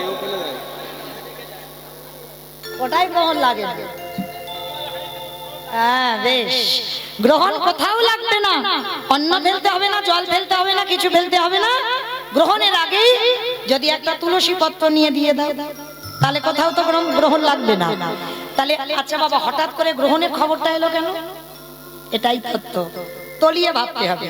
এই গ্রহণের কথা বললাম একটাই কারণ, নাক কানটা কেটে রামচন্দ্র দুটো জায়গায় তুলসী দিয়ে দিল। কেন? কারোর যেন নজর আর না পড়ে।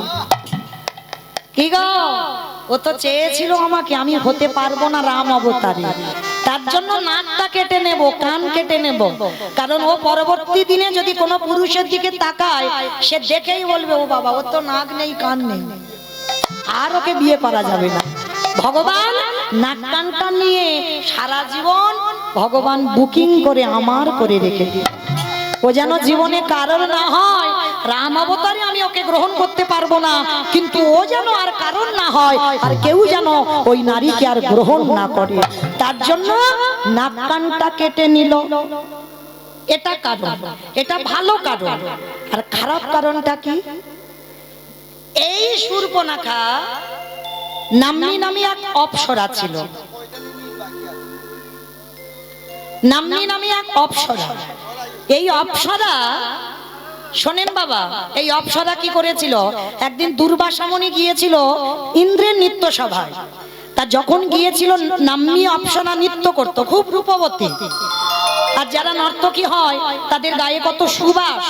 আর যারা যোগী পুরুষ সাধন ভজন করে, জটা ভালো পোশাক নয়, হ্যাঁ, স্নান টান ঠিক হয় না, মানে কেমন মতো দেখতে, দুর্গন্ধ, অনেকদিন স্নান হয় না, জটা থাকে। তো নাম্নী অপ্সরা যেই না দুর্বাসা এসেছে, না কি গন্ধ বার হচ্ছে গো লোকটার গায়ে থেকে, নাকটা চেপে ধরেছে। দুর্বাসা যেমন তেমন ব্যক্তি নয়, অনুস্বার সন্তান, ব্রহ্মা বিষ্ণু মহেশ্বর সন্তান রূপে অনুস্বার গর্ভে এসেছে, দ্বিতীয় কলেবর হয়ে, তাই না? আজকে সেই দুর্বাসা, তিনি হচ্ছেন পরম বৈষ্ণব বাবা ভোলানাথ, ভোলানাথের একটা অংশ, সতী অনুস্বার সন্তান হয়ে এসেছে। তো এইবার যেই না নাকটা চেপে ধরেছে, নাম্নী অপ্সরা দুর্বাসা রেগে গেছে। অপদার্থ, তুই জানিস আমি দুর্বাসার নাম নিয়েছি কেন?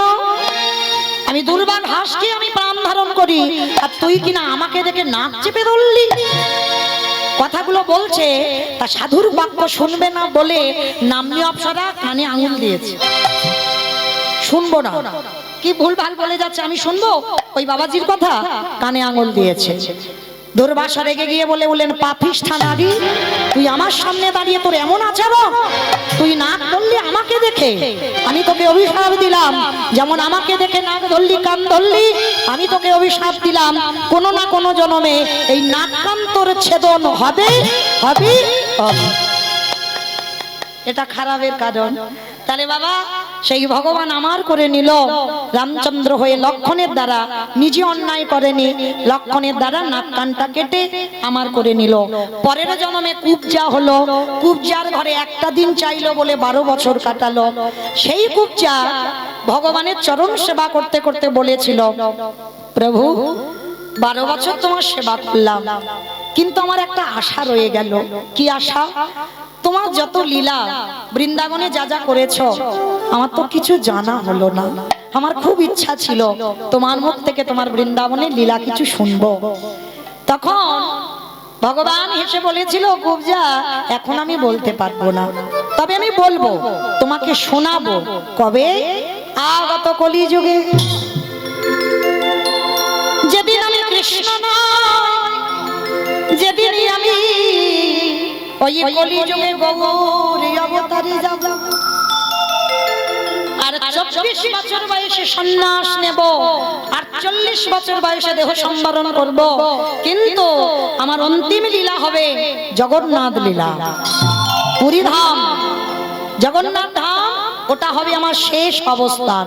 আর ওই অন্তিম সময় আমার যে জায়গাটা বেছে নেব, গম্ভীরা। কি বাবা, গম্ভীরায় গেছো? কতজন গেছো? কই হাতটা তোলো। এই কজন? আচ্ছা, পুরীতে ঢেউ খেয়েছো কজন? হাতটা তোলো। ওই দেখো অবস্থা দেখেছো?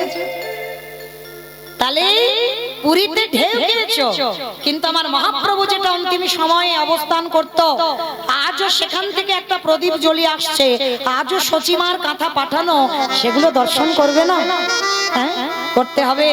যেটাকে বলছি রাধাকান্ত মঠ, এতদিন পরে বাবা এই আগের বছরে গিয়ে দেখলাম সবে সংস্কার হচ্ছে।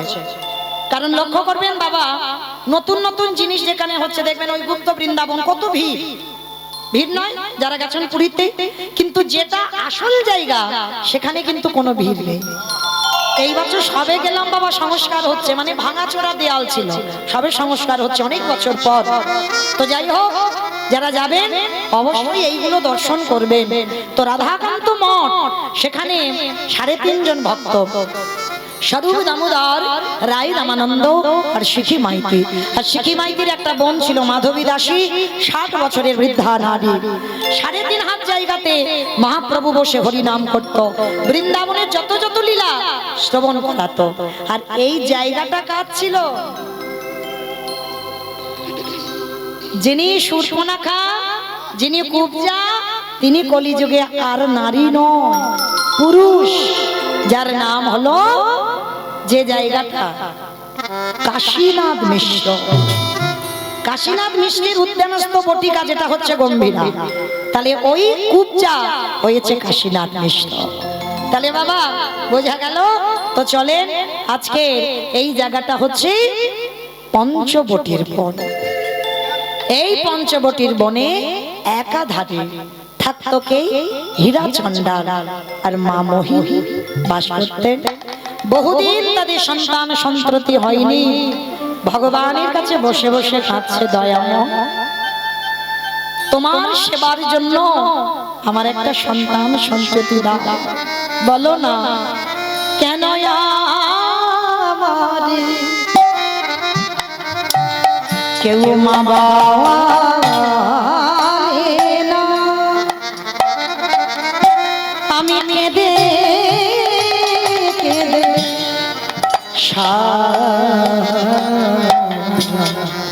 ওগো ধন রত্ন চাহিনা আমি, তুমি কৃপা করো আমারে। বসে বসে মা মোহিনী কাঁদছে। জলের ঘাটে গেলে বাবা কেউ মোহিনীর মুখ দেখতে চায় না, সবাই নিঃসন্তানী বলে দূর দূর করে তাড়িয়ে দেয়। একদিন স্বামীর চরণ ধরে বলছে, স্বামী এমন কি এমন অপরাধ করেছে যে ভগবান তার সেবার জন্য আমার গর্ভে কাউকে পাঠায় না? আমি তো আমার জন্য না, ভগবানের জন্য কি একটা সন্তান দিতে পারে না? হীরা চণ্ডাল বলছে, মোহিনী কেঁদো না, চাইলে কম হয়, না চাইতে এত কিছু দেবে, তুমি রাখবার জায়গা খুঁজে পাবে না। ঠিক আছে স্বামী, আমি কথা দিলাম আমি আর কোনোদিন কিছু চাইবো না। মোহিনীর কান্না দেখে ভগবান বাধ্য হয়েছিল মা সন্তান দিতে। কিন্তু আমরা তো মা, আমরা অনুভব করতে পারি সন্তান যখন গর্ভে আসে। মোহিনী যখন অনুভব করলো আমি মা হব, সঙ্গে সঙ্গে বাবা অহংকারে পা মাটিতে পড়ছে না। সবাইকে ডেকে ডেকে বলছে, কি গো তোমরা তো আমাকে নিঃসন্তানী বলে কত ঘৃণা করতে, দেখেছো আমি কেমন অসাধ্যকে সাধন করেছি? ভগবান বাধ্য হয়েছে আমার গর্ভে সন্তান দিতে। সব সময় যখন মোহিনী অহংকার করছে, ভগবান একদিনে দৈববাণী করে বলে উঠলেন, মোহিনী তোমার এই অহংকারের জন্য আমি তোমাকে অভিশাপ দিলাম।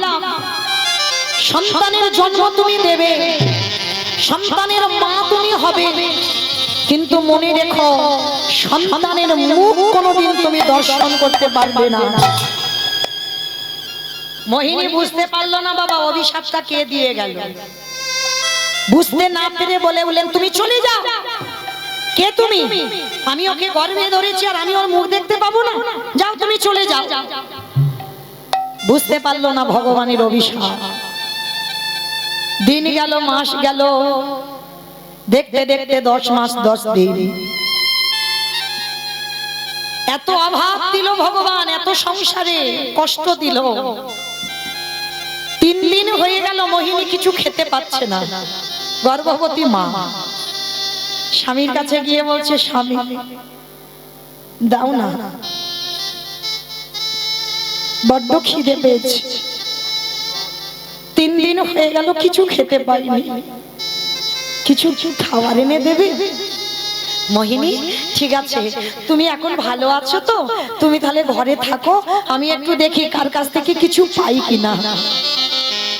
ছুটে গেল নগরে, আর যখন স্ত্রীর জন্য খাবার আনতে গেল, ভগবান পবনদেবকে ডাক দিল, পবনদেব, বরুণদেব, ইন্দ্রদেব, তোমরা এমন করে ঝড় বৃষ্টি তোলো যে ঝড় বৃষ্টিতে যেন হীরা চন্ডাল আর ফিরতে না পারে, তবে দেখবে আমার ভক্তের অঙ্গে যেন আঘাত না লাগে।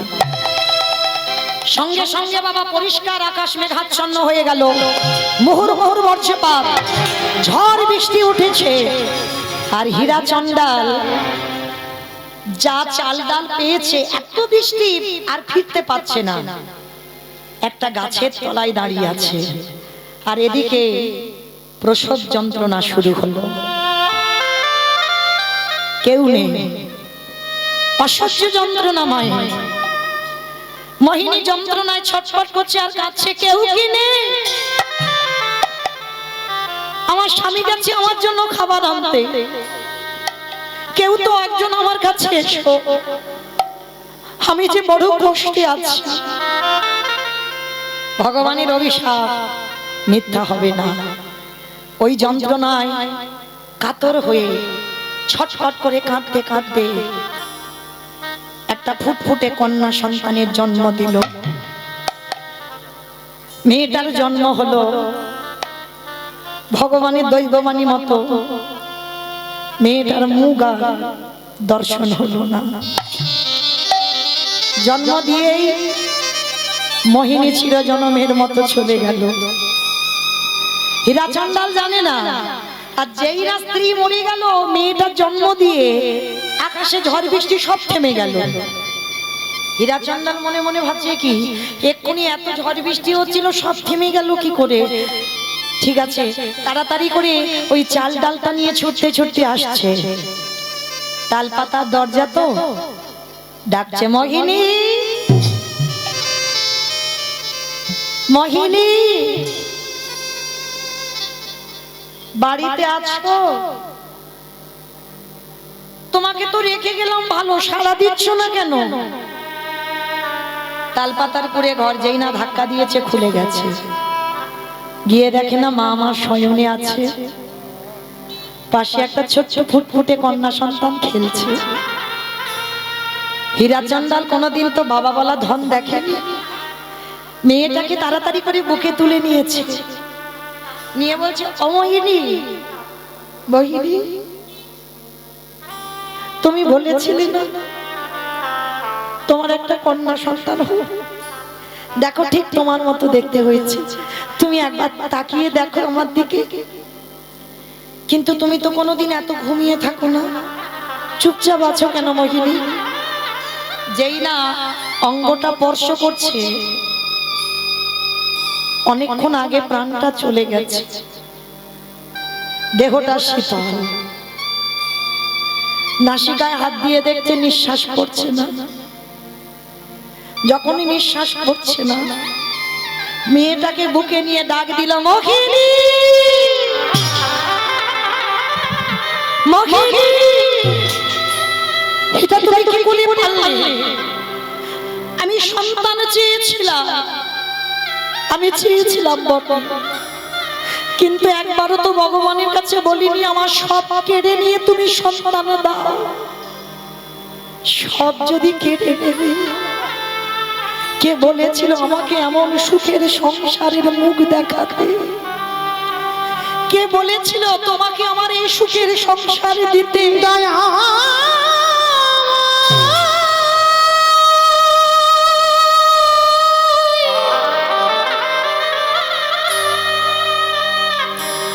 যে জন তোমায় ভালোবাসে, আমি তো তোমার কাছে কোনোদিন কিছু চাই, তারে কি এমনি করে কাঁদিতে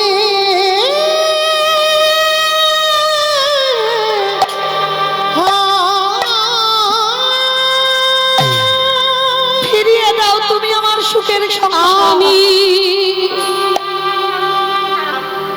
সুখের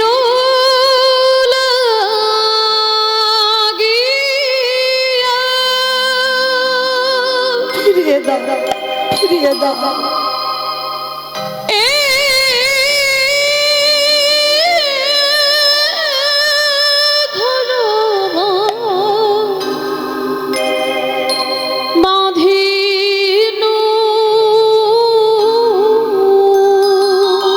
কিসের জন্য তুমি আমার সব অন্ধকার করে দিলে?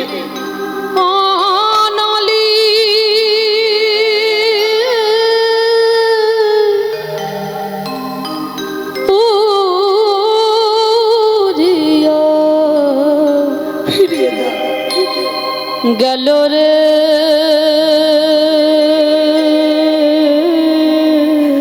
আমি তো তোমার কাছে রাত সুখ কোনোদিন কিছু চাইনি, কিছু চাইনি। অনলে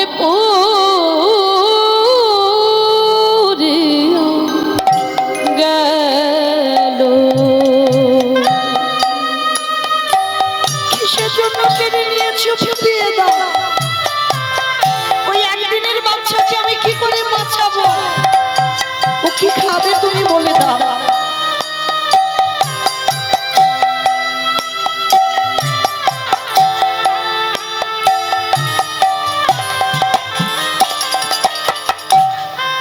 আমি ও সাগরে ফিরিয়ে দাও। সেনা করিতে আমি ও সাগরে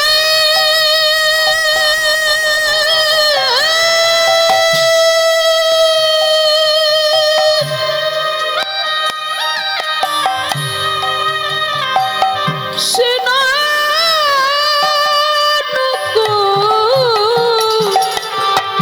করিতে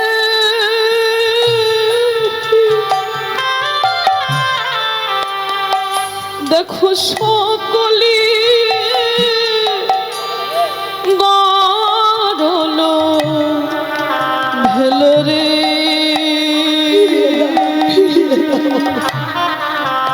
সকলি গরল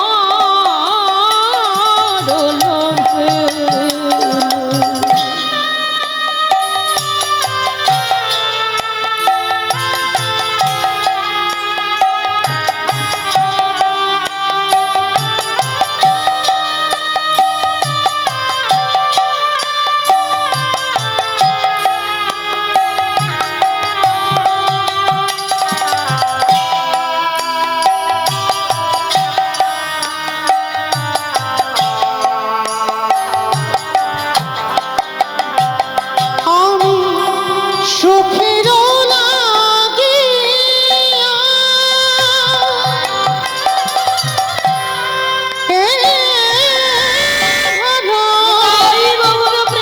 বাঁধিও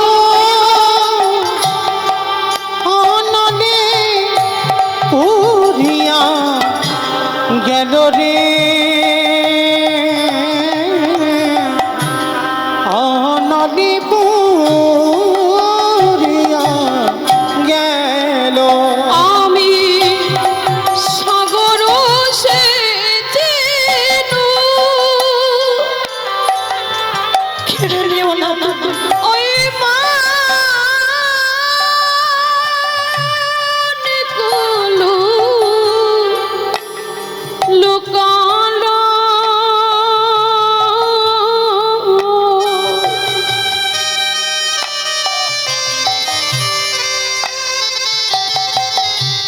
এই অভাগিনী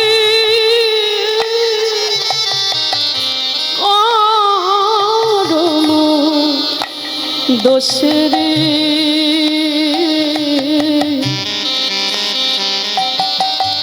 এই অভাগিনীর করম দোষে আমি সুখের লাগিয়া বিধির নিতাই গৌর হরিবা।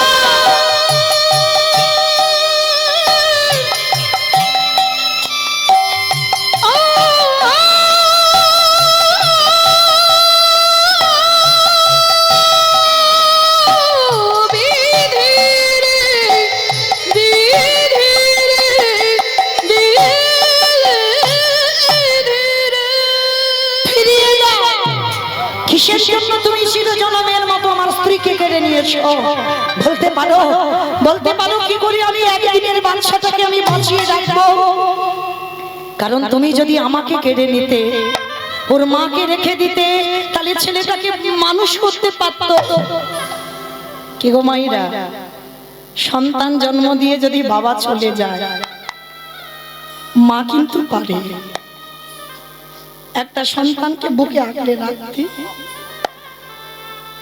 কিন্তু কোন সন্তান জন্ম দিয়ে যদি মা চলে যায়, মানুষ হবে, মার মতো করে কেউ ভালোবাসবে না। সবাই ভালোবাসে মা, সবাই বাসে, কিন্তু তোমার মার মতো করে নয়। আর যার মা চলে যায়, তার পৃথিবী এই জগতে চিরজনমের মতো চলে গেল মোহিনী। মেয়েটার কি খাওয়াবে? বসে বসে কাঁদছে, ভগবান থাকতে পারলো না। স্বর্গ থেকে একটা গাভী কামধেনুকে পাঠিয়েছে। আর স্বর্গের কামধেনুর একটা নিয়ম আছে মা, এর কাছে যে যা চায় তাই পায়। সোনা দানা, টাকা পয়সা, মণি মাণিক্য, যে যা চাইবে কামধেনু তাকে তাই দেয়। তাই কামধেনু যখন বাবা এসে দাঁড়িয়েছে, একটা পাত্রে করে নিয়ে যেই না একটা পাত্র রেখেছে, সঙ্গে সঙ্গে পাত্রটা ভর্তি হয়ে গেছে, দুগ্ধ দহন করতে হয়। গাভী, তুই এত ভালোবাসিস, আয়। গাভীটা প্রতিদিন সময় মতো আসে আর মেয়েটাকে দুধ দেয় আর চলে যায়। প্রতিদিন, ও ডাকতে হয় না, সময় মতো আসে স্বর্গ থেকে আর দুধ দেয়, চলে যায়। দেখতে দেখতে মেয়েটার বয়স দাঁড়ালো 6 বছর। তা বাবা হীরাচন্দাল বলছে, মারে, আমার বলতে যা কিছু আছে সব ওরই, আমার বলতে যা কিছু আছে সব ওরই। মেয়েটার নাম রেখেছিল সবরী। ছোট্ট মেয়ে, ছোটবেলা থেকে বাবা শেখাচ্ছে, মা একটা কথা মনে রাখবি, যা কিছু খাবি আমার প্রভুকে দিয়ে খাবি। কেমন? যা কিছু খাবি।